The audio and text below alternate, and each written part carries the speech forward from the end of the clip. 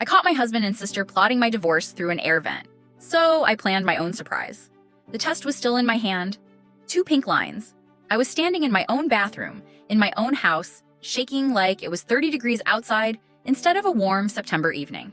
And that's when I heard my husband's voice through the old vent above our bedroom closet. Low, careful. The kind of careful you only get when someone doesn't want to be heard. She doesn't even suspect anything.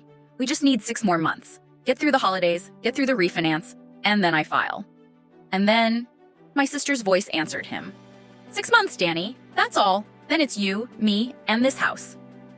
I stood there, positive test in one hand, phone in the other. And in that moment, I stopped being the woman they thought I was. My name is Rachel. I was 31, married for 4 years to Danny. We had the classic suburban setup.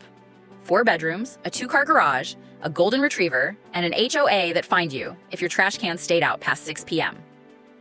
We looked like the couple on the Christmas card. And for a long time, I believed we were. My sister Lauren is 2 years younger than me. Prettier in that effortless way, funnier at parties. She moved into our finished basement 18 months earlier, after her own messy divorce. Rent-free. Just until she gets back on her feet, Danny had said. I agreed without a second thought. I trusted her with my life.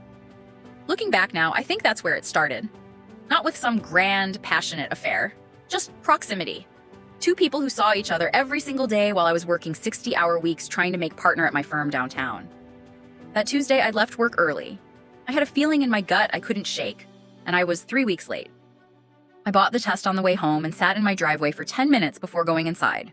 When I saw the results, I remember pressing my hand flat against my stomach, just breathing, trying to figure out how to tell Danny.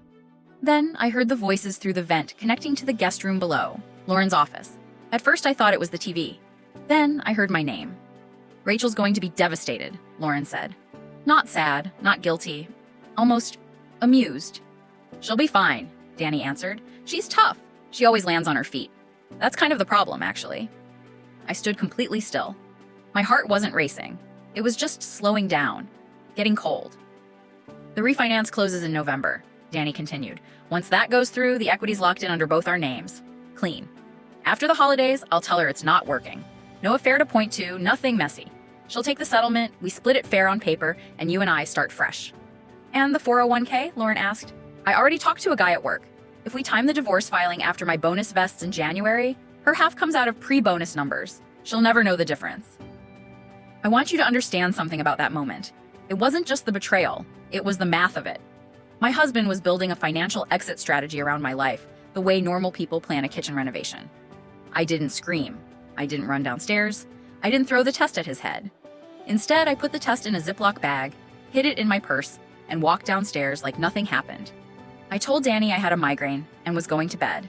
He kissed my forehead, called me babe, and asked if I wanted ginger ale. That night, lying next to the man who was planning my exit interview from my own marriage, I made a decision.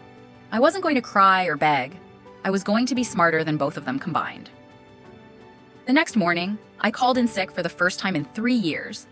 I drove to a family law attorney in downtown Chicago, a completely different firm from mine, where no one would know me. I told her everything, the pregnancy, the vent, the refinance, the 401k timing. She looked at me and said, act exactly like nothing happened, and let me handle the rest. Over the next 6 weeks, I became someone I didn't recognize. I made Danny's coffee. I laughed at his jokes at Sunday dinner, while Lauren sat across the table pretending everything was normal. But quietly, I was documenting everything.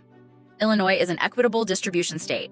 If a spouse secretly spends or hides money in anticipation of a divorce, courts care. I checked our joint credit monitoring app, an app Danny forgot I set up 2 years ago. I found a new account at a credit union 2 towns over. Small, quiet deposits. $200 here, $300 there, building a private cushion. He also brought me the refinance paperwork. It would lock in a lower rate, but more importantly to him, it was meant to clean up the equity split before he dropped the bomb. I told him I needed time to read it over. That's my lawyer wife, he joked. Then came Thanksgiving.